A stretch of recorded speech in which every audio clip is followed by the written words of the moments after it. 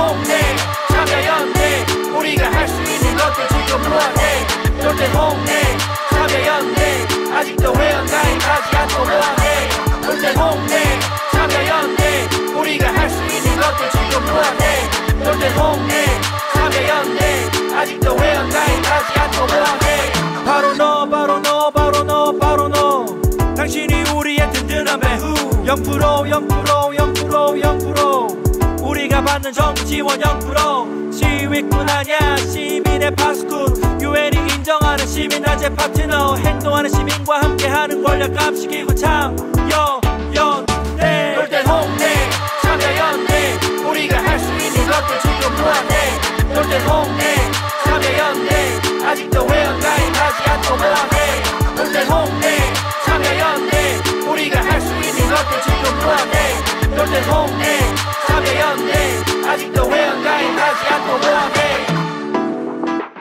안녕하세요. 참여연대 김승환 간사입니다. 정부 지원금 없이 회원의 회비로 운영되는 참여연대 함께 해주세요. 포털에서 참여연대를 검색해주세요. 전화번호 02-723-4251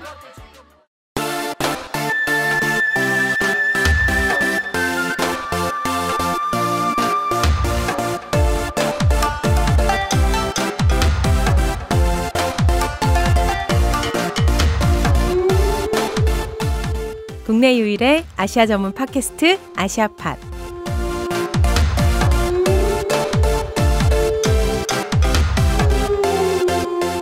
안녕하세요. 참여연대 국제연대위원회 신미지 간사입니다. 2020년에 새해가 밝았습니다. 올해는 경자년 쥐띠해라고 하는데요. 제가 궁금해서 찾아봤어요. 아시아에도 12간지가 있습니다. 근데 조금씩 다른 띠가 있어요. 일본은 돼지띠가 아니라 멧돼지띠고요. 인도는 호랑이 대신 사자띠, 용 대신에 나가, 즉 코브라래요. 그리고 닭 대신에 공작새라고 합니다. 태국은 또 토끼 대신에 고양이띠가 있고요. 돼지 대신에 코끼리띠가 있어요. 신기하죠? 그리고 베트남은 태국처럼 토끼 대신에 고양이띠가 있고 소 대신에 물소띠, 그 다음에 양 대신 염소띠가 있대요. 재밌죠? 이게 동북아시아만 있는 게 아니고요. 동남아시아, 중앙아시아, 그리고 서남아시아에도 통용되고 있다고 합니다. 역시 아시아는 참 많은 부분이 닮아 있다는 생각이 또 한 번 들었어요. 아시아팟은 2020년에도 많이 닮았지만 아직 낯선 아시아 이야기를 부지런히 전할 예정입니다. 기대해 주시고 또 응원해 주세요. 정말 뜨거운 이슈로 시작한 2020년입니다. 아시아의 핫 이슈 지금 시작해 볼게요. 지난해 아시아의 복잡하고 뜨거운 이슈들을 친절하게 풀어주셨던 경향신문 박효지 기자님, 오늘도 녹음실에 나오셨습니다. 박 기자님 안녕하세요. 예, 안녕하세요. 새해 복 많이 받으세요. 예, 신간사님도 새해 복 많이 받으세요. 네. 네, 이 복 언제 오는지 매년 받으라고 하는데 사실 잘 못 받는 것 같긴 해요. 그래도 올해는 꼭 받으셨으면 좋겠어요. 네, 감사합니다. 네. 올해도 아시아팟하고 함께 해주실 거죠? 네, 그럼요. 네. 너무 든든하고 좋습니다. 올해도 잘 부탁드릴게요. 기자님 혹시 새해 계획 세우세요? 다 제 주변에는 그닥 그 새해 계획을 안 세우는 분들도 있어요. 저는 새해 계획뿐만 아니라 원래 계획을 잘 안 세워요. 이게 어차피 잘 안 지켜질 거라는 걸 알고 있기 때문에. 아, 네. 올해는 그래도 꼭 하나 뭐는 해겠다 뭐 이런 건 없어요?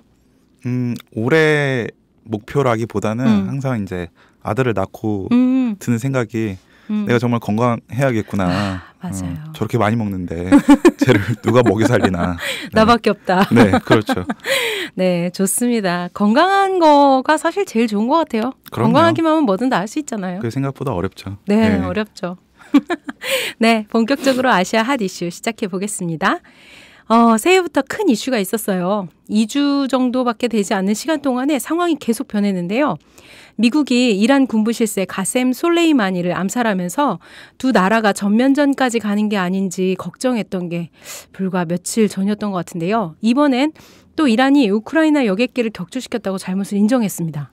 맞죠? 네, 저도 정말 정신이 없을 정도로 네, 맞아요. 왔다 갔다 핑퐁 게임을 하고 있는데요.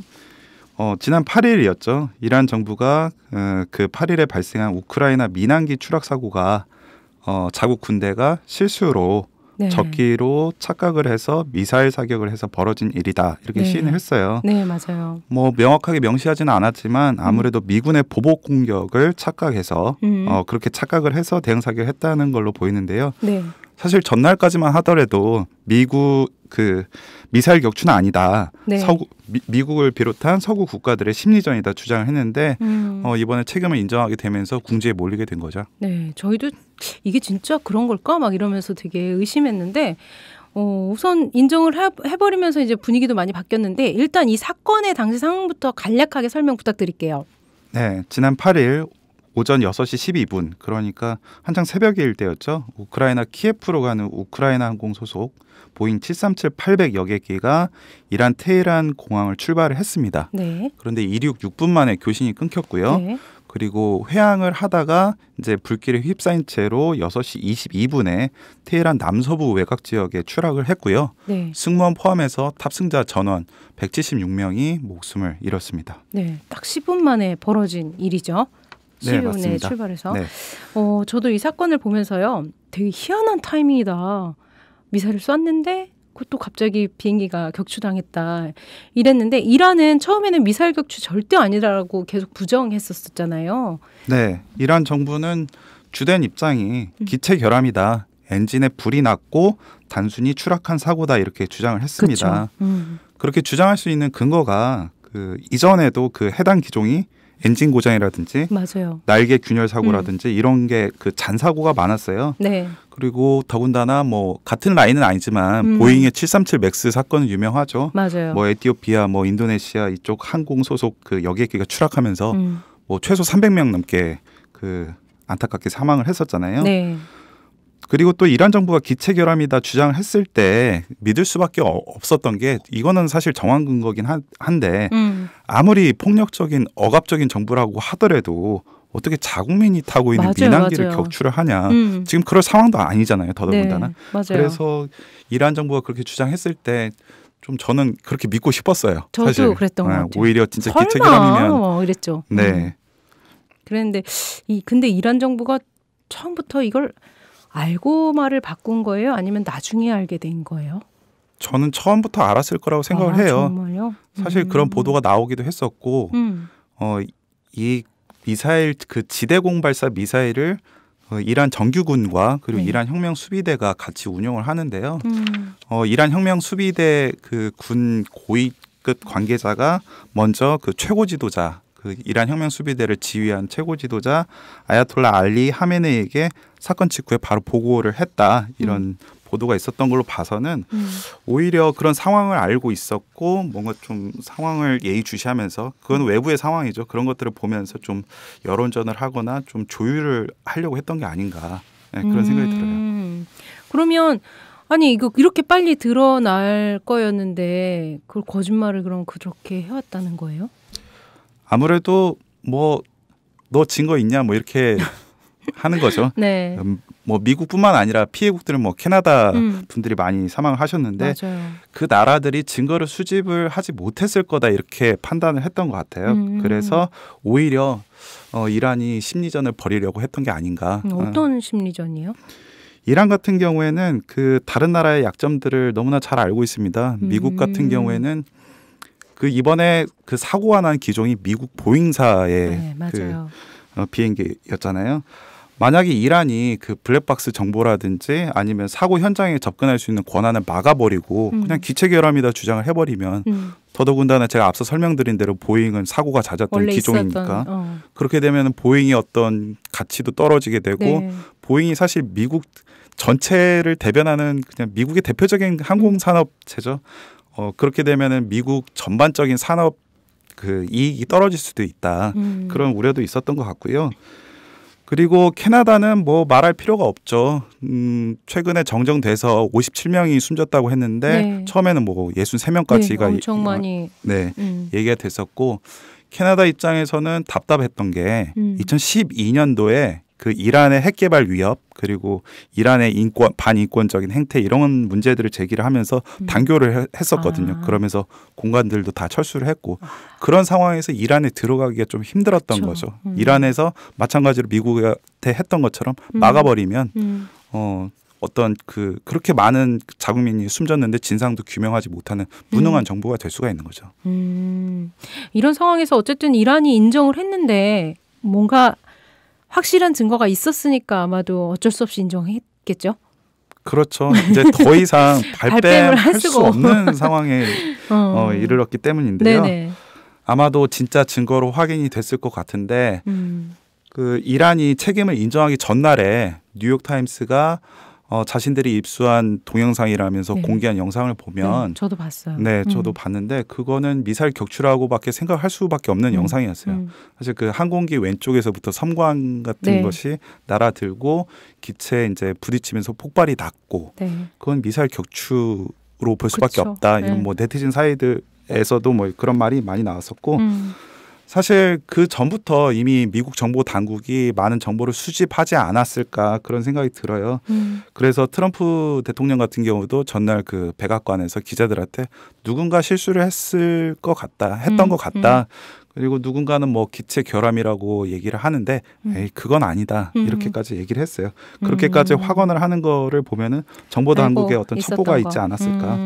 그리고 뭐 캐나다라든지 네. 영국이라든지 대표적인 그 미국의 동맹 국가들이죠. 이 국가들의 정보 당국에서도 이란군이 그 적기로 오인을 해서 지대공 미사일을 발사한 걸로 보인다 이렇게 얘기를 했었죠. 어쨌건 의도적인 발사라고 보지는 않았던 거네요. 그나마 그래도. 네, 뭐 트럼프 대통령도 이례적으로 실수라는 얘기를 하면서 톤다운했죠. 그렇게 봤을 때는 뭐 뒤에 제가 다시 설명을 드리겠지만 어느 정도 이란과 조금 대화를 하려고 하는 그런 사전의 어떤 화해 제스처가 아닌가 그런 생각도 들고요. 네, 많은 사람이 죽어서 이게 뭐 아무리 이란이 어떤 이유로도 그런 상황을 발생시킨 게 용납을 해서는 안 되겠지만 이란도 이런 실수를 저지를 수밖에 없었던 좀 상황이 있었던 것 같아요. 그래서 아마 오인이겠죠. 그렇죠. 그 사고가 일어난 그 날의 상황을 좀 잘 생각해 보시면 될 것 같은데 네. 이란군이 그 솔레이마니 사령관에 대한 보복으로 이라크 주둔 미군 기지에 두 곳에 공격을 했죠. 네. 뭐 이라크 군 당국은 22발이라고 하고 뭐 미국 언론들 보도는 15발이라고 하는데 어쨌든 간에 응징을 했고 그래서 이란군 입장에서는 미군이 보복 공격에 나설 수 있다 하면서 최고 경계 태세에 들어갔겠죠. 네. 미국 정부 당국자 설명에 따르면 구체적인 어떤 뭐 정보 수집한 그런 근거들을 제시를 했는데 그 사고 여객기가 출발하기 전부터 이란군의 레이더 추적을 받고 있었고 그리고 비행기가 이륙한 지 2분 만에 이란의 지대공 미사일 2기에서 열이 감지가 됐다. 미사일을 쏠 생각이 없는데 거기서 열이 날 리는 없죠. 그쵸. 때릴 준비를 하고 있었다는 네. 건데 뭐 나중에 다시 조사를 해봐야 될 사안이긴 한데 네. 이란군이 민간 항공기가 보내는 구조 신호를 수신할 수 있는 장비를 갖추지 않아서 이런 일이 생겼을 수도 있을 것 같아요.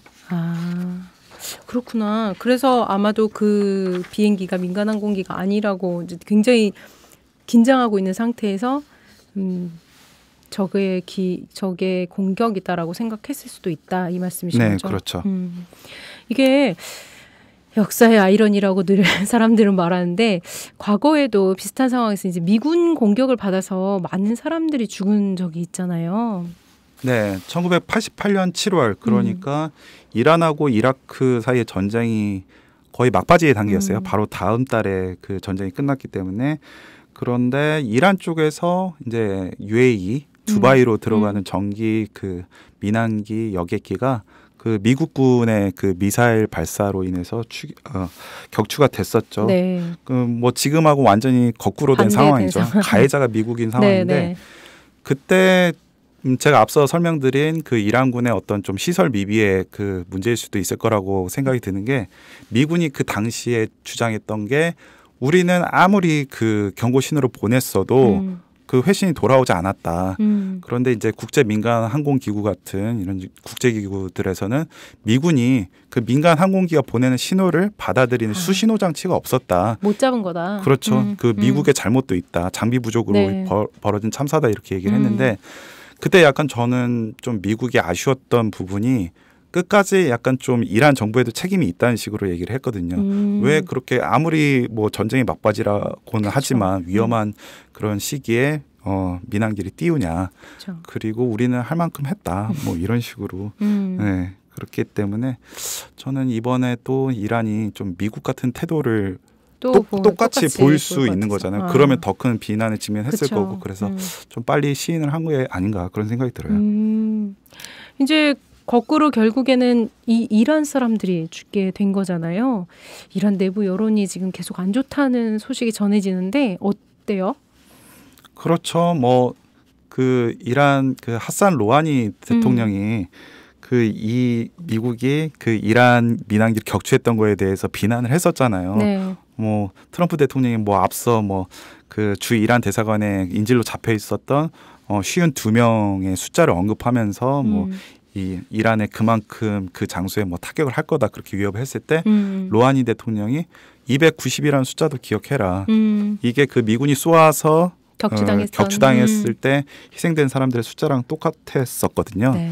그런데 이제 이란이 거꾸로 자국민을 더더군다나 뭐 미국은 그쵸. 적대 관계에 있었으니까 그렇다고 하더라도 무고한 자국민들을 이렇게 희생시켰다는 것 때문에 좀 네. 비난 여론이 들끓었죠. 네. 사실 지금 이런 사태가 일어나기 전 상황을 좀 아셔야 되는데 사실 이란 정부의 너무나 엄격한 인터넷 통제, 네. 그 밖으로 여론이 어떤 내부 여론이 나가지 못하게 단속을 해서 잘 알려지지 않았는데 지난해 11월에 이란에서 대규모 반정부 시위가 있었어요. 뭐 생활고에 대한 불만이 주였는데요. 네. 정부에서 휘발유 그 구매에 대한 보조금을 삭감을 하면서 뭐 결과적으로 휘발유 값이 인상됐기 때문에 벌어진 시위인데 네. 그런 불만도 있지만 최고 지도자 그리고 최고 지도자를 중심으로 한 보수 강경파들의 무책임한 팽창 정책. 국민들은 이렇게 힘든데 이란은 약간 좀 특이하게 이슬람 공화국 체제를 유지하기 위해서 그 정규군 외에 네. 혁명수비대라는 군대를 맞아요. 유지를 하거든요. 이번에 혁명수비대 사령관이 그 암살 작전에 당한 거고요. 네. 그 혁명수비대는 해외에 있는 시아파 민병대라든지 이란의 어떤 우호적인 그런 비국가 행위자라고 하는 뭐 레바논의 히즈블라라든지 네. 아니면 예멘의 후티 반군 같은 그런 군사들을 지원하면서 겸사겸사 또 외교 활동도 하는 거죠. 네. 그런 활동을 어떻게 할 수 있냐? 우리는 지금 당장 뭐 휘발유도 못 사고 우리가 뭐 죽게 네. 생겼는데. 네, 그런 팽창 정책을 할 여력이 있냐 이렇게 비난을 했었고요. 그런데 이란 정부가 굉장히 그 무차별적으로 유혈 진압을 했어요. 지금 뭐 국제 시민단체들에서 집계하기로는 최소 300명, 많게는 뭐 1,500명 정도까지 그렇게 희생자 숫자가 네. 얘기가 되고 있는데요. 그러던 와중에 이란 군부 실세 그 솔레이마니 그 고드스군 사령관이 미국의 공격을 받은 거죠. 네. 그러면서 한꺼번에 그 이란 내에 있었던 반정부 여론이 반미 여론으로 전환이 됐는데 지금 다시 이란이 이렇게 정부가 그렇죠. 자충수라기보다는 실수를 했죠. 그렇죠. 그러면서 좀 어그러져 버리게 된 거죠. 그래서 이란은 지금은 거의 뭐랄까 수세에 몰렸다고 해야 될까요? 이런 상황인 거네요. 그렇죠. 지금 당장 트럼프 대통령 목소리가 커지는 것만 봐도 네. 알 수가 있죠. 네. 어깨가 올라간 것 같더라고요. 네. 한층. 네. 지금 녹음하고 있는 시점이 네, 13일인데 오늘 13일이고요. 그 전날 트럼프 대통령이 12일 날. 네. 네. 솔레이마니가 이라크 주재 미국 대사관 포함해서 해외에 있는 4개국 그 주재 미국 대사관을 폭파하려고 시도를 했다. 그러면서 암살 작전은 정당했다 이렇게 이것 때문에 우리가 암살했던 것이다. 그렇죠. 그렇게 정당성을 주장하고 나섰고요. 그러면서 새로운 이란 제재안도 발표를 네. 했습니다. 이란의 고위관료 8명을 추가로 제재 대상으로 올렸고요. 네. 뭐 미국 내 자산 동결이라든지 해외 입국 이런 것들이 좀 다 막히는 건가요? 제약을 받겠죠. 그리고 이란이 석유로 가장 많은 그 수익을 거두고 있지만 그 외에 가장 효자 수출 품목이라고 할 수 있는 뭐 철강, 알루미늄, 구리를 제조하는 업체 17곳을 새롭게 제재 대상으로 올려놨습니다. 진짜 완전히 딱 그 뭐랄까 돈을 벌 수 있는 방법을 다 막아버리는 제재네요. 사실 전면전까지 가기에는 뭐 양국 다 부담이 있을 거고 트럼프 정부는 뭐 일관되게 그러니까 경제적으로 압박하는 전략을 택해 왔는데 이번에 더 수위를 높일 수 있는 어떤 네. 계기를 잡은 거죠. 네. 아니 근데 자꾸 이란이 분명 잘못하긴 했는데 트럼프의 어깨가 자꾸 올라가고 목소리가 커지는 걸 보면서는 아무리 그래도 이제 미국이 책임을 뭐랄까 없어지진 않잖아요. 이 사태에 있어서는 자기들이 무슨 테러 집단도 아닌데 한 나라의 정규 군대 사령관을 또 암살하고 그러면서 이 모든 사건의 시작을 만들었는데 이거는 짚어봐야 되지 않아요? 그렇죠. 사실 이 모든 군사적 긴장관계 혼란이 사실 미국이 일방적으로 이란 핵 합의를 탈퇴를 하면서 벌어진 일인데요. 그쵸. 일단 미국은 정말 이상하다 싶을 정도로 이란에게 굉장히 적대적으로 나오고 있는데 진짜 왜 그러는 거예요? 굉장히 뭐 설명하자면 긴데요. 너무 길어요. 네, 제가 말씀을 드리면서 네, 네. 중간중간 설명을 드릴게요. 일단 그 이란 핵 합의의 성격을 아셔야 되는데요. 네. 이란이 핵무기 개발하는 것에 어떤 그런 활동들을 자제시키는 대신에 그동안 미국이 이란에 제재를 했던 것들을 좀 풀어주는 거죠. 네. 이를테면은 이란이 그 이슬람 공화국 체제로 전환을 하고 주이란 대사관 인질 사건이 있었을 때 부과했던 경제 제재들을 풀어주는 거죠. 네. 그런데 미국은 지금 트럼프 정부 들어서 이런 이란 핵 합의가 너무나 우리 미국인들에게 불리한 합의였다 하면서 다시 합의를 해야 된다 하면서 일방적으로 탈퇴를 해버렸고요. 네. 그것도 그 1년 전이죠. 1년 좀 더 됐을 거예요. 그것뿐만 아니라 그것도 모자라서 이란산 원유 수출 수입 아예 다 막아놨고 그리고 제가 앞서 말씀드린 대로 이번 조치 외에도 그 이전에도 이제 그 철강 제품들을 제재를 강화를 했고요. 그러면서 그 군사적인 긴장 관계가 굉장히 높아졌죠. 네. 특히 뭐 지금 새로운 화약고가 됐는데 그 세계 전체 원유의 한 30% 물동량이 지나가는 네, 호르무즈 해협에서 긴장이 높아졌죠. 그래서 지난해 뭐 사우디 그리고 UAE 상선 피격의 배후를 이란으로 지목을 하면서 네. 미국이 주도한 다국적 호위 연합체를 구성을 하겠다. 네. 그러면서 뭐 우리나라도 파병을 하라는 압박에 시달리고 있는 상황이 됐죠. 맞아요. 그래서 저희도 지금 되게 참여연대도 파병에 대해서는 굉장히 반대 입장이 세거든요. 우리나라 정부도 이제 관심을 많이 가질 수밖에 없고 우리나라 시민들도 그럴 것 같은데요. 정말 심각해 보이는 게 외교부가 주한 이란 대사께서 호르무즈 파병과 관련해서는 단교 가능성도 있다라는 말을 언급해서 외교부는 또 이분을 초치라고 하죠. 불러들여서 이야기를 하는 거라고 해야 되나요? 그렇죠. 네, 그런 뭐라 그래야 되나 조치를 하기도 했잖아요. 그렇죠. 일단 한국인들은 자국민들이 이제 그 위험 지역에 나가서 인명 피해가 생길 수도 있는 부분이니까요. 네. 한국 외교부가 10일에 외교부 청사로 그 주한 이란 대사인 사이드 샤베스타리 대사를 초치를 했죠. 네. 문제가 됐던 발언은 그 한 한국 언론과 인터뷰에서 네. 한국과 단교 가능성을 언급했다는 건데요. 네. 사실 조금 왜곡된 측면도 있는 것 같아요. 그래요? 저도 사실 인터뷰를 했던 입장에서 네네. 다른 날이긴 하지만 그 해당 언론사 보도 내용을 종합해 보면 인터뷰에 원래 했던 발언들을 좀 축약하면서 좀 자극적으로 전달되지 않았나.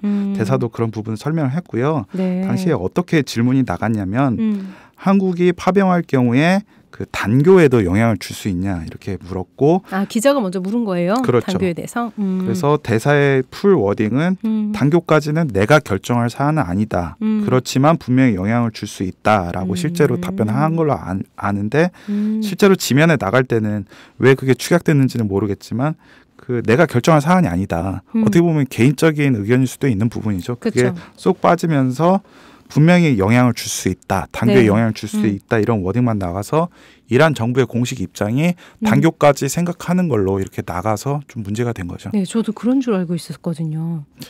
그렇지 않습니다. 네. 조금 전에도 말씀해 주셨듯이 마침 박효주 기자님이 전날, 그러니까 그 인터뷰가 나오기 전날인 거죠. 네, 이란 대사님을 만나서 얘기를 나눴다고 들었는데요. 어떤 이야기가 주고받았는지 이렇게 다이렉트로 들을 수 있어서 너무 좋네요. 그게 정말 좀 공교롭게도 네. 사실 그 날을 그 미사일 공격이 이란군의 미사일 공격이 이뤄지고 나서 뭔가 좀 작정하고 만났다기보다는 원래 이날 만나려고 했어요. 그런데 그 공격이 네. 있기 전에 그렇죠. 만나려고 선약을 하셨어요? 잡았던 건데 그날 또 공교롭게 이렇게 미사일 공격이 이루어지면서 또 대사도 약간 좀 격앙된 상태에서 만났던 것 같아요. 네. 격앙됐다는 게 엄청나게 뭐 이렇게 네네. 뭐 공격적이거나 그런 건 아니고 어떻게 보면은 사실 이란으로서는 자존심의 상처를 입은 거잖아요. 그쵸. 이란이 뭐 고대 문명 지역이기도 했고 어떤 페르시아 제국으로서 뭐 번성했던 유구한 그런 뭔가 내세울 만한 역사도 있고 군사력도 강하고 그런 나라인데 네. 그 정규 군대 사령관이 굉장히 불법적인 암살 작전으로 희생이 됐다는 거 자존심의 상처를 받을 수밖에 없죠. 그리고 그쵸. 대사가 샤베스탈이 대사 강조했던 거는 솔레이마니는 그 뭐 반정부 여론을 항상 말하는 사람들도 인정하는 사람이다. 정말 전장에서는 굉장히 용맹했고 그리고 이라크 시리아에서 IS 이슬람 국가 위기가 발생했을 때 해결한 사람도 이 사람이다. 그런데 저한테 오히려 되묻더라고요. 이런 영웅적인 사람이 한국에서 다른 그 군사작전 뭐 이런 암살 이런 걸로 살해가 됐다고 하면은 한국은 어떻게 할 거냐. 우리가 뭐 이렇게 복수를 해서 그나마 좀 기분이 나아졌다. 좀 자존심의 상처가 조금 회복이 된 것 같다. 이렇게 얘기를 하더라고요. 그렇구나. 이분이 그렇게 그러니까 뭐랄까 많은 사람들이 영웅이라고 생각하는 분인 줄도 사실은 잘 몰랐어요. 그쪽에서 솔레이마니 사령관이요. 네네네. 사실 솔레이마니 사령관 같은 경우에는 뭐 어떻게 설명을 드려야 될까요? 뭐 영화 배트맨으로 치면 뭐 다크나이트 같은 그런 별명으로 불렸었는데 그림자 사령관이라고 그 서구 외신들은 많이 표현을 했어요. 사실 공개 석상에 그렇게 모습을 많이 드러내지는 않지만 네. 해외에서 군사 지원 활동과 함께 앞서 말씀드린 그 비국가 행위자라고 하는 정부는 아니죠. 레바논의 무장정파인 시아파 무장정파인 헤즈볼라나 예멘 후티 반군들과 군사 지원도 하고 그러면서 향후에 어떤 정치적인 연대도 도모할 수 있는 거고요. 그런 어떻게 보면은 어떻게 설명을 드려야 될까요? 직위로 설명을 드리면 뭐 합참의장, 뭐 국방장관뿐만 아니라 외교장관 역할까지 수행을 했던 그런 인물로 볼 수가 있겠죠. 이란은 정말로 충격이 좀 컸을 것 같네요. 네, 기자님. 방송 전에 저희가 사실은 방송 전에 김밥과 라볶이를 먹으면서 잠시 담소를 나눴는데요. 방송 전에 이제 살짝 저희가 너무 궁금해갖고 이란 대사님하고 어떤 얘기를 나눴냐 먼저 물어봤었어요. 그랬더니 살짝 말씀해 주신 게 이란 대사님이 얻은 것도 이번 사건으로 얻은 것도 있다라고 언급하셨다는 부분이 있어서 그게 궁금해졌어요. 갑자기 이란이 얻은 게 있다? 어떤 점에서요? 사실 뭐 이란 대사님도 굉장히 신중하게 조심스럽게 말씀을 하시긴 했는데요. 네. 사실 이란 내부의 어떤 결속력을 이번에 다지게 됐다. 그런 측면. 공공의 적이 하나 딱 생겨서 그런 건가요? 그렇죠. 약간. 지금 앞서도 설명드린 미국이 일방적으로 이란 핵 합의를 탈퇴하고 이란산 원유 금수 조치를 하면서 그런 말도 안 되는 조치들 때문에 경제적으로 힘들었고 네. 국민들도 그러면서 뭐 정부를 원망하는 목소리가 컸었는데 이번에 솔레이마니가 암살이 되면서 그런 여론들이 좀 줄어들고 국민들이 하나가 됐다. 뭐 명시적으로 말은 안 했지만 반정부 여론이 반미 여론으로 전환되는 그런 효과가 있었다. 이런 뜻으로 좀 해석이 됐고요.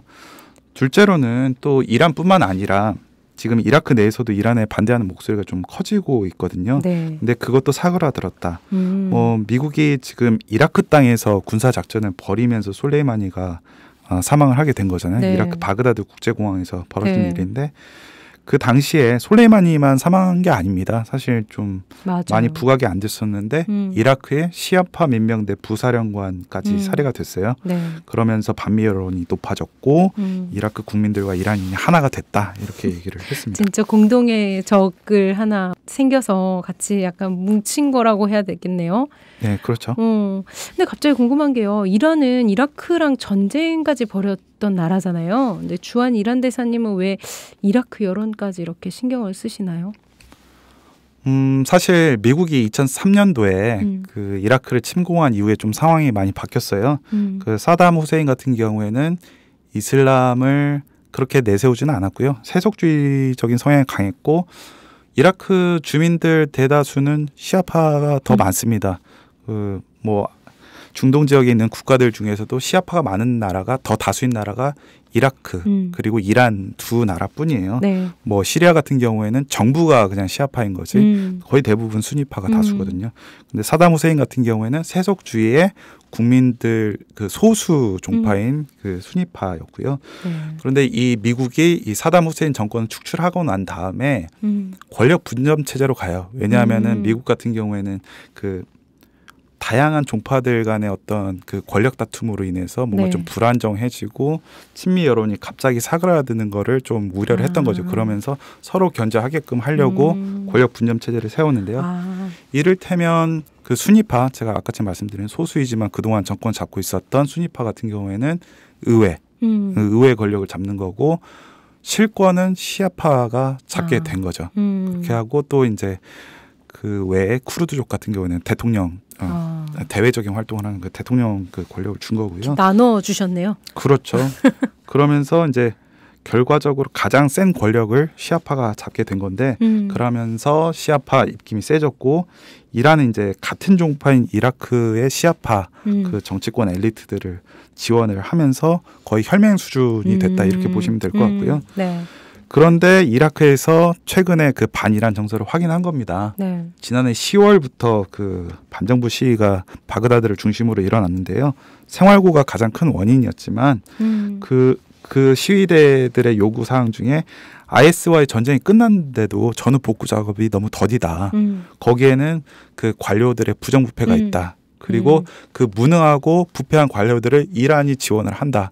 그러면서 뭐 미국에 대한 그 반대 여론도 크지만 이란도 싫다. 이란도 나가라.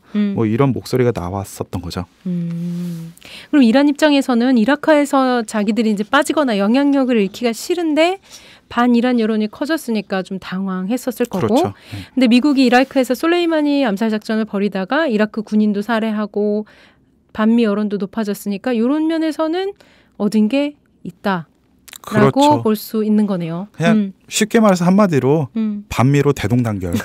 네. 네, 이란뿐만 아니라 대동단결. 이라크까지 그러네요. 다 대동단결 이렇게 됐었고, 그 샤베스타리 그 주한 이란 대사가 했던 말 중에 제가 좀 기억에 남았던 게, 얻은 것들을 설명하면서 이라크 의회에서 이라크 주둔 미군 철수 결의안이 통과가 됐다. 네. 아마 미국은 골치 아파질 거다. 이렇게 얘기를 했어요.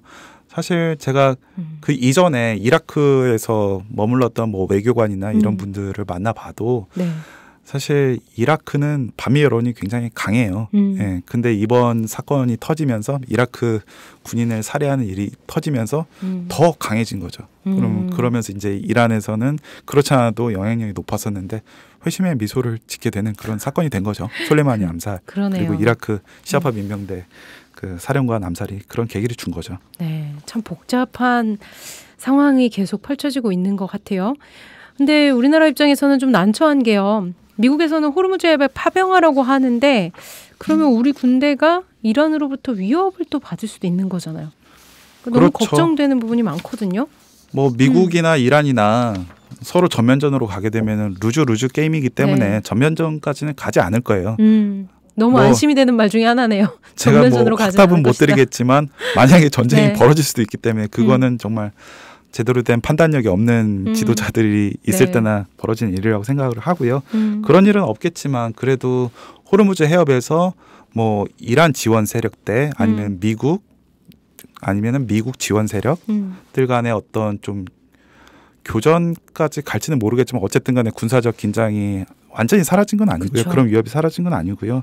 그래서 고민이 계속될 것 같은데 우리 정부로서는 정말 딜레마인 게 뭐 선택의 여지가 없다 하면은 그냥 그쪽으로 가면 되지만 사실 그 이전까지만 하더라도 미국이 핵 합의를 일방적으로 탈퇴하기 전까지만 하더라도 이란과 사이가 나쁘지 않았거든요. 그렇기 때문에 우리나라 입장에서는 미국 눈치도 봐야 되고 이란이 뭐 미국의 다른 정부가 들어서서 갑자기 또 화해 무드가 될 수도 있는데 그러게 돼버리면 나중에 좋은 맞아요. 기회들을 놓칠 수도 있잖아요. 그래서 맞아요. 굉장히 머리가 아플 거예요. 네. 우리나라랑 이란과 관계가 좋았다라고 했는데 그런 것들이 티가 나는 게 있어요? 티가 뭐, 났던 것? 예, 오늘 샤베스타리 대사님의 말씀을 많이 인용하게 되는데요. 대사님 감사해요. 네, 그 한국은 미국과 특수한 관계에 있다는 걸 알지만 네. 그래도 이란과의 관계도 다시 생각해 봤으면 좋겠다. 1000년을 거슬러 올라가는 역사들이 있다. 뭐 신라 시대의 어떤 역사서 뭐 이런 얘기까지 하면서 아 진짜요? 네, 뭐 1000년. 네, 이란과 한국의 그 교류가 있었다 이렇게 얘기를 했는데요. 가장 최근이라고 하더라도 조금 시간이 좀 많이 거슬러 올라가긴 합니다만 1970년대에 제 1차 오일 쇼크가 있었죠. 아랍국과 그리고 이스라엘 간의 전투가 벌어지면서 이제 그 이스라엘 편에 섰던 국가들의 석유를 판매하지 않겠다 아랍 국가들이 하면서 오일 쇼크가 왔었는데 그때 한국이 원유 수급 어떤 위기를 겪을 때 이란이 석유를 융통을 해주면서 한국도 한숨을 돌리지 않았냐. 네. 그런데 또 반대로 이란이 도움을 받은 적도 있다. 1980년도에 앞서 말씀드린 이란 이라크 전쟁 때 한국인 엔지니어들이 그 어떤 건설 프로젝트를 중단하지 않고 계속 완수를 하면서 어떤 이란 건설에 초석을 다졌다. 그러면서 그때 그 한국인 엔지니어들도 전쟁 와중에 그 목숨을 잃기도 했습니다. 10여 명 정도 사망을 했었는데 그런 것들도 잊지 않고 있다. 그래서 이런 양국의 우호적인 관계가 깨지면 안 되지 않겠냐. 한국 기업들이 그런 역사들이 있었군요. 나중에 기회를 잃을 수도 있는 거고요. 그러면서 오히려 저한테 또 반문을 하셨던 게 그날 저한테 많은 질문을 하셨는데 네. 그 다국적 미국이 주도한 다국적 호위 연합체에 참여한다는 나라가 도대체 뭐 얼마나 있냐. 그래서 제가 뭐 영어랑 이제 파르시라고 하죠. 이란 페르시아어를 왔다 갔다 하면서 인터뷰를 했었는데 제가 Five Eyes 이렇게 얘기를 했었죠. Five Eyes라고 하면은 미국과 이제 첩보 동맹을 맺은 주로 영국, Five Eyes. 네, 영연방 국가들이죠. 뭐 영국, 뭐 뉴질랜드, 호주, 캐나다 뭐 이런 나라들인데 아니라고. 다 참여하는 거 아니라고. 그 중에서도 영국, 호주 정도라고. 그러면은 뭐 유럽 국가들 중에서 뭐 또 있었나 이렇게 얘기를 하는데 사실 없어요. 잘 떠오르지 않아요. 제 기억으로는 없었어요. 네, 있던 군대도 이제 호르무즈에서 빼는 상황이었고 그러다 보니까 그런데 지금 미국의 전통적인 동맹이라고 했던 나라들도 지금 주저하는데 너희가 들어간다, 한국이 들어간다, 그러면 좀 곤란할 수밖에 없다. 그러면서 조금 위협적인 발언으로 느껴질 수도 있겠지만 저는 충분히 할 수 있는 얘기라고 생각이 드는 게 전쟁이라는 거는 정말 우발적인 의도치 않은 그런 일들 때문에 생기는 건데 호르무즈 해협에서 만약에 전쟁이 일어난다 그러면은 미국만 적이 아닐 것이다. 그렇죠. 이런 얘기를 하기도 했었죠. 네, 오싹한 경고 같은 느낌이네요. 네. 근데 이건 너무 당연한 말인 것 같아요. 네, 네 맞습니다. 근데 지금도 호르무즈 파병 관련해서 최근에 나왔던 보도 중에서는 뭐 단독 파견 얘기도 나오기도 했고 정부 국방부도 아니라고도 하기도 했거든요. 한국 정부 어떻게 해야 될까요? 너무 머리가 아플 것 같아요. 저희는 무조건 반대긴 한데요. 이란 정부 쪽에서 많이 예를 드는 거는 일본이죠. 일본도 미국과 지금 특수한 관계이고 뭐 미국 눈치를 볼 수밖에 없는 상황이긴 하지만 이란 쪽에서 주장하는 거는 그거죠. 일본은 적어도 미국이 주도하는 호위 연합체에 참여하지 않는다. 일본은 독자적으로 그 자국 상선 보호 활동을 하겠다고 했고 군사 작전 지역도 지금 위기가 고조되고 있는 호르무즈 해협이 아니라 아덴만이다. 그래서 사실 너희 나라 상선을 보호한다는데 뭐 그걸 막는 것은 아니다. 당연히 보호해야죠. 그런데 미국 편에 서서 지금 정당성 없는 명분 없는 그런 측에 서서 우리와 좀 총뿌리를 겨누는 그런 사이가 된다면은 그건 좀 아니지 않냐 이런 얘기를 하고 있죠. 그래서 지금 뭐 한국 정부에서도 여러 가지 상황을 고려해야겠지만 정당성도 없고 그리고 나중에 이란과의 어떤 관계도 회복하는데 좀 타격이 없는 독자적인 그런 상선 보호 활동을 하는 게 더 맞지 않을까. 그래서 작전 구역도 조금 더 신중하게 생각을 해봐야 되는 거고요. 근데 얘기가 나오고 있는 건 호르무즈 해협인 거잖아요. 그래서 저희가 우려가 된다고 계속 표현을 하고 있는 건데 고민이 많을 것 같아요. 정부로서도 정말 제가 정부 관계자라면 이걸 어떻게 해야 되나. 네. 오히려 그래서 정부 쪽에서는 한국 정부 쪽에서는 반가운 거는 저는 앞서도 서두에 설명을 드렸지만 트럼프가 이란이 그 미사일 5인 발사를 한 거에 대해서 예전 같았으면은 굉장히 강도 높게 공격을 했을 것 같아요. 네. 이란과 대화 의지가 없었다면 자국민은 저렇게 죽이는 정부다. 저런 사람들과 우리가 그동안 대화를 해왔다는 게 오히려 믿기지 않는다. 내가 핵합의 파기한 게 잘한 거다 이렇게 얘기를 할 수가 있는데 지금 미국 정부 관계자들이 흘리는 그 워딩이나 트럼프 대통령이 아까 좀 실수라고 표현을 한 것처럼 그런 것들을 보면은 그래도 이란 핵합의 재협상을 통해서 좀 관계를 지금처럼 너무 적대적이지만은 않은 관계로 만들어 가려는 게 아닌가. 그런 점은 우리나라 정부에서도 어떻게 보면 조금 고민을 좀 덜어주는 그런 국면인 것 같아요. 합의가 다시 되면 좋겠는데 언제 될지 또 이게 이 상황이 또 어떻게 바뀔지 너무 걱정이 많이 되기는 하는데요. 트럼프 대통령의 뜻에 달려 있습니다. 네.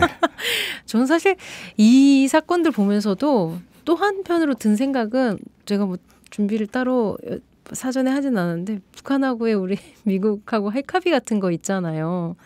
하면 지금 저런 상황을 계속 보면서 북한 믿을 수가 있을까? 이런 생각이 들기도 했거든요. 그거에 관련돼서 뭐 분석들도 많이 나왔었죠. 네. 이란의 지금 어떤 뭐 민병대도 아니고 최고 군 사령관을 저렇게 핀셋 타격을 할 수 있다는 거를 보여준 거기 때문에 북한 김정은 국무위원장으로서는 좀 위협을 느낄 수밖에 없는 그런 상황이고요. 그리고 미국이 그 이란 군 사령관을 그 암살 작전을 벌였을 때 레드라인이 굉장히 낮았어요. 굉장히 높은 수준의 어떤 군사 공격이 있었다면 모르겠습니다. 미국 쪽에서 받아들였을 때는 용납할 수 없는 수준이라고 할 수가 있는데 이란이 그 친이란계 시아파 민병대를 움직여서 미군 그 기지들을 계속 공격한다. 네. 이게 원인이었지 않습니까? 네. 근데 그 앞서 지금 미국과 이란의 어떤 대치 그 국면 전에 그 이란이 지원하는 카타이브 헤즈볼라라는 그 시아파 민병대가 먼저 미군 기지에 공격을 가해서 그 미국인 민간인 한 명이 사망을 했어요. 용역회사죠. 뭐 군인은 아니지만 우리 미국인이 죽은 일에 대해서 우리는 좌시할 수 없다 하면서 그게 레드라인이 된 거거든요.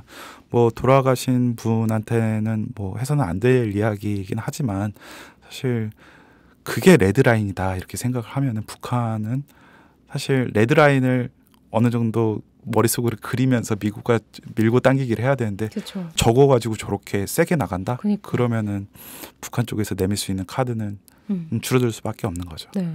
그래서 더 걱정된 거 있죠. 그 저걸 보면서 빨리 중동에서의 문제도 해결이 됐으면 좋겠다 생각하지만 또 한편으로는 이 남북한에 지금 경색된 상황에서 올해 도대체 대화를 할 수 있을까? 뭐 이런 걱정이. 기술적인 문제로 따지자면은 뭐 레드라인은 너무나 좀 구체적이고 어떻게 보면 지엽적인 얘기가 될 수도 있고요. 큰 틀에서 보자면 북한 쪽에서는 이 상황이 너무 다급하게 만들죠. 우리랑 먼저 대화를 해야 되는데 네. 저기 문제가 저렇게 심각하니 네. 뭐 얘기를 꺼낼 수도 없겠구나 이런 생각이 들고. 네. 올해도 정말 이 새해 벽두부터 이런 전쟁의 위기와 또 핫한 이야기들로 저희가 시시각각 중동 정세가 변하고 있어서 올해 내내 좀 고민이 되실 것 같아요, 기자님. 이 국면이 오래 가지 않길 빌고 있습니다. 너무나 바라는 바죠. 저희 부서에는 부적이 붙어 있어요. 정말요? 네. 어떤 내용인가요? 세계 평화, 전쟁 방지. 네, 맞네요, 정말. 네, 수작업으로 만들었습니다, 부적을. 저희도 하나 주시겠어요? 제가 저희 평화군축센터에도 하나 붙여놓을게요. 부탁을 드려보겠습니다. 주세요. 네. 여럿이서 붙이면 좀 나아지지 않을까 싶네요. 네, 이렇게 어려운 상황에서 한국 정부가 좀 상황을 잘 고려해서 현명한 선택을 내렸으면 좋겠고요. 이제 올해 중동 이야기도 계속 나오게 될 것 같고 박효재 기자님 뭐 거의 한 달에 한 번씩 모실 텐데 저희가 계속 이렇게 너무 오늘도 자세한 이야기 드리고 또 이란 대사님을 만난 이야기까지 들어서 정말 유익했거든요. 아시아파 정말 유익한 방송이 됐거든요. 올해도 계속 앞으로 잘 부탁드리고요. 중동 이슈는 계속 주목하시고 계실 거라서 중동이 제 구역입니다. 네, 그렇죠. 네, 제 전공입니다. 네, 저희가 잘 여러 가지 정보들을 들을 수 있도록 계속 도와주시길 부탁드리겠습니다. 네, 최선을 다하겠습니다. 네, 오늘도 함께해 주셔서 너무 감사드리고요. 네, 조심히 들어가세요. 네, 새해도 날이 춥네요. 복 많이 받으시고요. 네, 빨리 들어가야죠. 감기 기운이 있으시다는데 제가 너무 오래 잡고 있었네요. 아닙니다. 네, 감사합니다. 열심히 조심히 들어가세요. 네.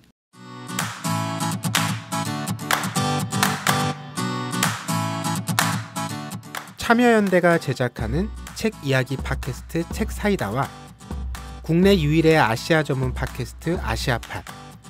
매주 목요일에 번갈아 찾아갑니다. 정부 지원금 없이 회원의 회비로 운영되는 참여연대입니다.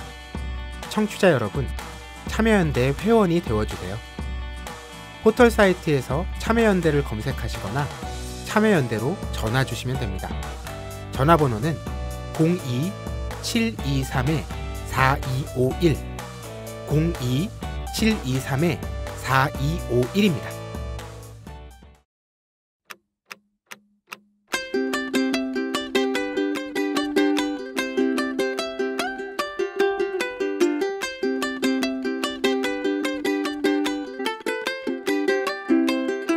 네, 우리가 사랑한 아시아 시간입니다. 티라노 엄마 나오셨어요. 안녕하세요, 티라노 엄마님. 안녕하세요. 네, 새해 복 많이 받으세요. 네, 새해 복 많이 받으시기 바랍니다. 네, 티라노 엄마도 혹시 올해 계획 세우셨어요? 네, 저는 새해라고 뭐 딱히 계획 세우고 그런 치밀한 사람이 못 돼가지고요. 네. 네. 그렇지만 그동안 생각만 하고 있던 일들 좀 해보려고 올해 합니다. 올해 일단 외국어 공부 좀 열심히 하려고 그러고요. 티라노 엄마 프랑스어 잘하시잖아요. 아니에요. 아니에요? 네. 뭐 몇 년 사셨는데 그래도. 네, 그래서 이번에 좀 확실히 해보려고 하고요. 네. 영어 공부도 좀 더 열심히 해보려고 하고. 네. 또 그동안 이제 난민 문제에 관심은 많았는데 제대로 공부한 적은 없는 것 같아서 책도 좀 많이 보고 공부도 좀 해보려고 합니다. 네. 네, 미지 간사님도 새해 계획 멋진 계획 세우셨죠? 아니요, 멋진 계획은 없고요. 저는 저희 팀에서 제가 영어를 제일 못하잖아요. 티라노 엄마님도 아시다시피. 그래서 영어 공부 저도 좀 하려고 하는데 네. 잘 될지 모르겠어요. 잘 이미 될 것 영어 같아요. 공부는 도대체 몇 수십 년 동안 하는데 어떻게 된 건지 모르겠네요. 네, 그럼 건강하자. 네. 이게 사실 올해 계획이에요. 자꾸 주변에 아픈 사람들이 많아져서.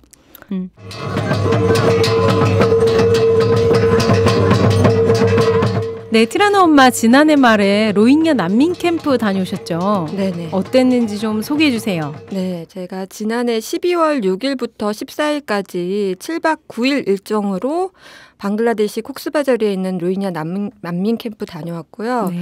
네, 사단법이 아디에 김기남 변호사님과 같이 갔다 왔어요. 네, 기남 킴 변호사님. 네, 맞습니다. 저희 참여연대랑 아디를 비롯해서 몇몇 단체들이 로힝야와 연대한 한국 시민사회 모임이란 연대체 활동을 같이 하고 있어요. 그래서 로힝야 문제에 대한 한국 사회의 관심과 연대를 촉구하기 위한 행사들을 계속 꾸준히 해오고 있는데요. 네. 예, 일주기 때 추모 행사도 했었고 UN 미얀마 인권 특별보고관 초청 강연회나 뭐 국제 컨퍼런스 이런 행사들을 같이 했었는데 네. 그 활동들을 하면서 캠프에 한번 꼭 가보고 싶다라는 생각이 있었는데 예, 이번에 다녀올 수 있어서 정말 좋았습니다. 네. 김기남 변호사님은 오랫동안 그러니까 아디 자체가 로힝야 사업을 많이 하고 있는 단체죠. 네, 네, 맞습니다. 네, 그래서 계속 아마 모니터링을 하고 계셨던 것 같은데 네. 좋은 기회였던 것 같아요. 네. 저희도 되게 저도 가고 싶었는데 네. 네, 저희 티라노 엄마를 보내드리느라고 예산 때문에 못 갔습니다. 네, 다녀오신 후에 이 티라노 엄마님은 며칠 동안 캠프 안타까운 상황이 계속 떠올라서요. 혼자 눈물을 지으신 적도 있었어요. 그때 되게 멍하니 앉아 계시기도 했고 그 상황이 어땠길래 그렇게 가슴이 아프셨는지 좀 소개해 주세요. 네. 다녀와서 정말 한 달 넘게 거의 이제 한 달 됐는데요. 아직까지도 멍해질 때가 있어요. 그래서 그리고 뭐 혹시 일하기 싫은데 괜히 그걸로 핑계 대는 건 아니죠? 그럴 리가 있나요? 네, 네. 맞아요. 너무 많이 가슴 아파하셨는데. 네. 지금 그 캠프에는 약 100만 명의 로힝야들이 거주를 하고 있어요. 정말 많은 숫자죠. 네, 세계 최대 규모의 난민 캠프입니다. 비닐 천막과 나무로 엮어 만든 집들이 정말 지평선에 닿을 만큼 끝없이 펼쳐져 있어요. 그리고 끝이 안 보인다는 네, 말씀이시죠? 네. 유엔 난민기구나 국제이주기구, 뭐 유니세프 같은 국제기구들과 세계 각국의 구호기관들이 지원을 하고 있었습니다. 네. 네, 저는 그 아까 말했지만 기남킴과 네. 같이 캠프도 방문했었고 또 그 아디에서 로힝야 집단 학살 기록들을 정리해서 마을별 보고서를 내고 있는데요. 네. 그 보고서를 만드는 분들이 바로 로힝야 분들이세요. 그래서 네, 그 로힝야 활동가들인가요? 네. 네. 그 활동가들과 같이 워크숍도 하면서 네, 지냈습니다. 그리고 거기에서 이제 뭐 캠프 자체는 지금 제가 가보았을 때 뭐 제가 상상했던 것보다는 뭐 그래도 지원이 많이 된다라는 느낌을 받긴 했는데 여전히 좀 예, 열악한 상황이었어요. 그래서 악취도 많이 나고 네. 또 집안에서 이제 인터뷰할 때 보니까 파리떼가 너무 많아가지고 네. 그랬고 또 전기 공급도 원활하지 않아서 네 깜빡이는 불빛 아래서 인터뷰를 했었는데 네 그 로힝야들 분들이 원하시는 게 아주 명료하더라고요. 그러니까 국제사회의 그냥 이런 지원 단순한 지원이 아니라 정의 그러니까 진실이 밝혀지고 정의를 정의가 예, 이루어지면 좋겠다라는 거였어요. 그래서 캠프에 어쨌건 필요한 물품이든 아니면 식사든 이런 것 부분에 있어서 지원은 당연히 있어야 되지만 그것만이 아닌 지금 로힝야 학살 문제에 대한 정의를 원한다는 말씀이신 거죠? 네네. 네. 그래서 그 크게 두 번에 걸쳐서 미얀마 군부가 이제 2016년하고 2017년 두 번에 걸쳐서 이제 로힝야 분들을 학살을 했거든요. 근데 제가 다녀서 인터뷰를 해보니까 되게 그 패턴이 거의 똑같아요. 잔혹한 학살의 패턴이었는데 정말 갑자기 마을에 쳐들어와가지고 사람들을 구타하고 약탈하고 총으로 쏴 죽이고 미얀마 군부가 그렇죠. 네. 그리고 여성들을 성폭행하고 또 남성들 같은 경우는 아무 이유 없이 그냥 체포해가지고 구금하고 나중에 이제 마을을 다 불태우고 이런 아주 잔혹한 학살의 패턴이었고요. 근데 이미 이제 제가 캠프 가기 전에도 이런 이야기들은 다 알고 있긴 했죠. 다 보고 그 이야기를 듣고 가긴 했지만 그 분들을 만나면서 이렇게 몇 문장으로 정리될 수 있는 문제가 아닌데 싶어가지고 네 주민들 말 듣는 데는 사실 마음이 너무 무겁고 아팠습니다. 네. 네, 맞아요. 이게 우리가 볼 때는 뭐 학살하고 불지르고 약탈하고 이렇게겠지만 100만 명이 넘는 사람들에게는 100만 가지가 넘는 이야기와 네. 가족들이 있는 거잖아요. 네. 그래서 정말 직접 들으셨을 때는 마음이 완전 달랐을 것 같아요. 근데 캠프 방문 중간에 마침 아웅산 수치 미얀마 국가 자문이 국제사법재판소에 출두했다고 해야 될까요? 그렇죠? 네. 네, 그래서 미얀마 군부의 로힝야 학살을 부인했어요. 네. 네, 변호인들을 다 데리고 가서 그때도 마침 캠프 분위기가 안 좋았을 것 같은데요. 이 캠프 상황은 경향신문을 통해서 티라노 엄마가 칼럼을 써주시기도 했어요. 저희 청취자들께도 잠깐 전해주시면 좋겠습니다. 네, 제가 캠프 방문하던 시기가 딱 때마침 그 ICJ 국제사법재판소에서 미얀마의 로힝야 제노사이드에 대한 공청회가 열린 네. 날이었거든요. 그래서 ICJ 열린 첫날에 이제 캠프 방문했더니 로힝야들이 와 드디어 우리 문제가 국제사회에서 다뤄진다, ICJ에서 다뤄진다 하고 희망이 생긴 것 같다 하면서 기대에 좀 부풀어 있는 걸 확인할 수 있었고요. 네. 또 어떤 분들은 기도하는 마음으로 금식하고 있다라고 말씀해주고 계신 분도 계셨어요. 또 때마침 그 방글라데시 정부가 그 통신 인터넷도 개방을 며칠간 해줘가지고 그럼 지금이나 그때 그 전에는 네. 통신을 개방이 안 했던 거죠? 그래서 그때 당시에 이제 생중계를 같이 보신 거죠. 근데 두 번째 날에 이제 아웅산 수지 자문역이 그 ICJ에 나와서 네 너무나도 태연하게 이번 로힝야 학살은 자원부국에서 일어나는 다분히 일어날 수 있는 내부의 갈등이었다. 또 미얀마 군이 국제인도법을 무시하고 부적절한 힘을 사용했거나 아니면 전투요원하고 민간인하고 명확하게 구분하지 않을 수 있었지만 인종학살의 의도는 없었다라고 하면서 학살 혐의를 전면 부인했어요. 뭐야? 그러면 자기네들은 사용을 했거나 뭐 사용은 했는데 이 전투 요원들이 구분하지 않을 수는 있었지만 인종 학살을 하려고 했던 건 아니다. 네네. 그리고 또 뭐 국제사회가 너무 성급한 판단을 하고 있다. 우리 미얀마 내부에서 네, 군 사법제도에 따라 이미 진상규명 활동이 이루어지고 있다. 라고 했는데요. 학살이라고 이미 다 네, 보도에서는 유엔에서 다 정의했는데 네. 자기들이 잘못한 걸 자기네 사법제도 안에서 군 사법제도 안에서 진상규명을 하겠다. 지금 존중해라 이런 얘기인 거잖아요. 네. 가능할까요? 그래서 그 아웅산수지의 발언을 보고 예, 로힝야 분들이 와 어떻게 노벨 평화상을 받은 사람이 그렇죠. 그리고 미얀마의 지금 민주주의와 인권의 상징인데 아웅산수치가 어떻게 우리를 제노사이드를 부정할 수 있냐 정말 슬프다 이런 반응이었고요. 또 이미 이제 증거라는 게 정말 헤아릴 수 없이 많은이 존재하고 네. 또 그 캠프에 계신 100만 명의 분들이 사실은 피해 생존자이고 목격자들이세요. 네. 그렇기 때문에 증거와 증인들이 충분한데도 불구하고 학살 혐의를 부정하고 있어서 네, 큰 배신감을 느끼는 것 같았습니다. 네. 이미 100만 명이 넘는 그 난민들이 발생했다는 것 자체가 이런 사건이 있었다는 걸 증명하는 거기도 하고 네. 100만 명의 이야기들이 있는데도 네. 이걸 부정하고 있는 상황입니다. 네. 지금 아마 로힝야 학살로 인해서 피해자가 거의 얼마 정도 된다고 나오고 있나요? 네, 최소 수만 명이 네, 미얀마 군부에 의해서 살해된 것으로 지금 알려지고 있고요. 저는 이제 이번에 캠프 다녀와서 네.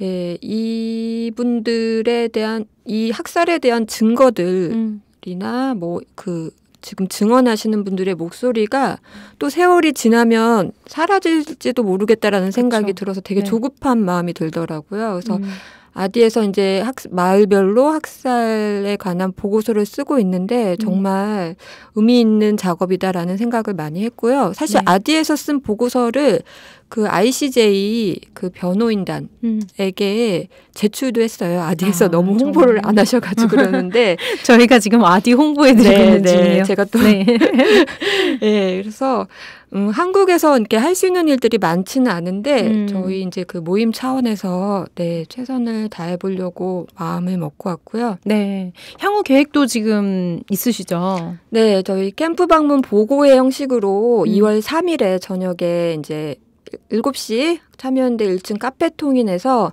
두 활동가 이야기 내가 만난 로힝야란 제목으로 토크쇼를 하려고 하고요. 저는 이제 이번 방문이 처음이었지만 기남킴 같은 경우에는 로힝야 문제에 천착해서 이제 보고서도 계속 내고 계시고 또 10번도 넘게 캠프 다녀오셨어요. 그래서 아마도 이 관심 있는 분들은 참석하시면 좋을 것 같아요. 그리고 다른 하나는 지금 최근 국제사회에서 보이콧 미얀마 캠페인이 지금 진행이 되고 있는데요.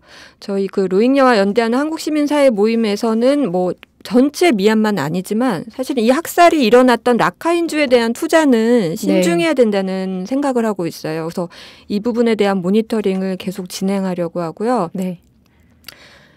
이런 상황에서 이제 주한 미얀마 대사가 얼마 전에 이런 얘기를 했었어요. 로힝야 사태로 다른 나라들이 투자를 주저하는 지금이 한국에게는 기회다. 네, 너무 너무 한숨이 나오는 정말 다른 이들의 고통에는 관심이 없고 오직 투자, 뭐 수익 이런 것만 강조하고 있어서 사실 정말 화가 났고요. 네, 다른 나라들 같은 경우는 이런 상황에서는 투자를 안 하도록 얘기하고 있죠. 그래서 미얀마 정부가 지금 로힝야 학살 책임도 부정하고 있고 사실 이 라카인주 자체의 방문도 불허하고 있어요. 그래서 유엔 미얀마 인권특별보고관 같은 경우에도 입국을 못하고 있거든요. 아니 떳떳하다면 입국을 받고 상황을 좀 증명할 수 있도록 해주는 게 맞을 텐데요.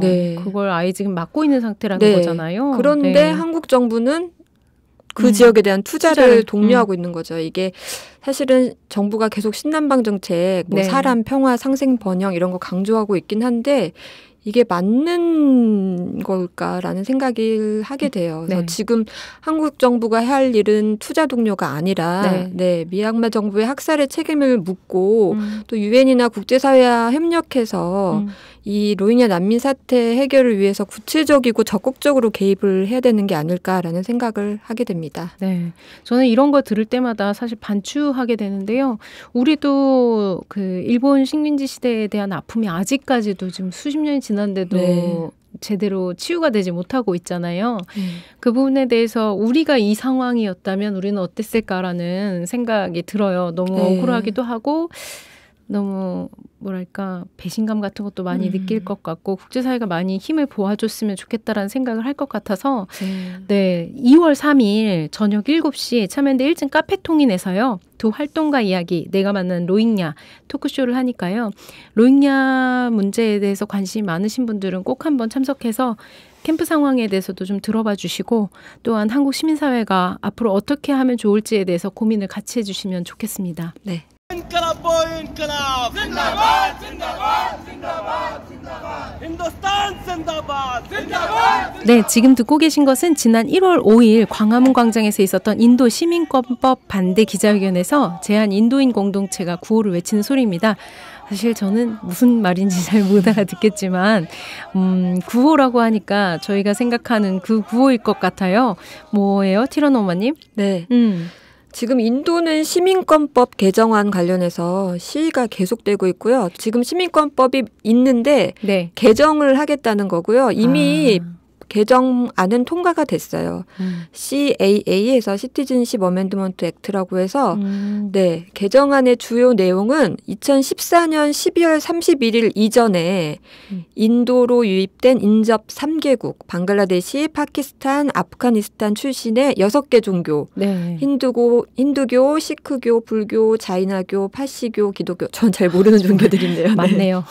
네, 이분들에게 시민권을 주겠다라는 게 주요 내용이에요. 근데 이제 문제는 무슬림만 대상에서 제외를 시키고 있어요. 네. 그래서 모디 정부가 계속해서 힌두 민족주의를 내세우고 있는데 이번 개정안을 통해서 무슬림 차별을 합법화하겠다라고 하는 게 이번 개정안의 문제일 수 있죠. 그래서 네. 이 시위가 전역에서 지금 계속되고 있고 약 27명 정도가 최소 네, 최소. 사망을 했고요. 모디 정부가 이 시위를 계속 폭력적으로 진압을 하고 있어서 문제가 되고 있습니다. 그래서 네. 한국에 거주하고 있는 제한 인도인 단체에서 그 공동체에서도 네. 본국 정부의 이러한 시민권법이 반인권적이다. 그리고 인도 공동체를 파괴하고 궁극적으로는 인도를 힌두교들만의 국가로 만들려고 하는 시도다라고 보고 계세요. 그래서 네.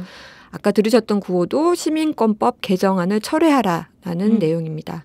제가 그때 집회 같이 갔었는데요. 네. 정말 한 60여 분 정도 많이 참석하셨더라고요. 네. 네. 저희들 우리 기자회견 해도 60명 오기 되게 쉽지 네, 않은데 쉽지 않죠. 네. 네. 아마 주말이어서 일하던 분들이 네. 나오신 거죠. 네, 주말을 네. 이용해서. 학생분들도 계시고 또 여기 한국에서 일하시는 네, 대기업 다니시는 분들도 계셨고 네. 네. 많이들 오셔가지고 한 목소리로 모디 정부를 규탄하셨습니다. 네.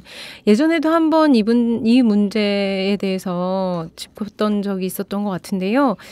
결국에 정부가 이런 종교 차별 같은 걸 통해서 정치화한다고 해야 되나요? 네. 네, 갈등을 사실 조장해서 자기들의 정당성을 좀 더 늘리려고 하는 것 같은데 네. 이런 시도들로 인해서 계속 희생자들이 발생하고 있어서 올해에는 좀 그런 일이 좀 없었으면 좋겠는데 새해 벽두부터 참 계속 관련된 내용들이 나오고 있어서 마음이 아픕니다. 놀때 홍대 참여연대 우리가 할 수 있는 것들 지금 뭐해 놀때 홍대 참여연대 아직도 회원가입하지 않고 뭐해 놀때 홍대 참여연대 우리가 할 수 있는 것들 지금 뭐해 놀때 홍대 참여연대 아직도 회원가입하지 않고 뭐해 바로 너 바로 너 바로 너 바로 너 당신이 우리의 든든한 배후 0% 0% 0% 0% 우리가 받는 정부 지원 0% 시위꾼 아냐 시민의 파수꾼 유엔이 인정하는 시민단체 파트너 행동하는 시민과 함께하는 권력 감시기구 참여연대 놀때 홍대 참여연대 우리가 할 수 있는 것들 지금 뭐해 놀때 홍대 참여연대 아직도 회원가입하지 않고 뭐해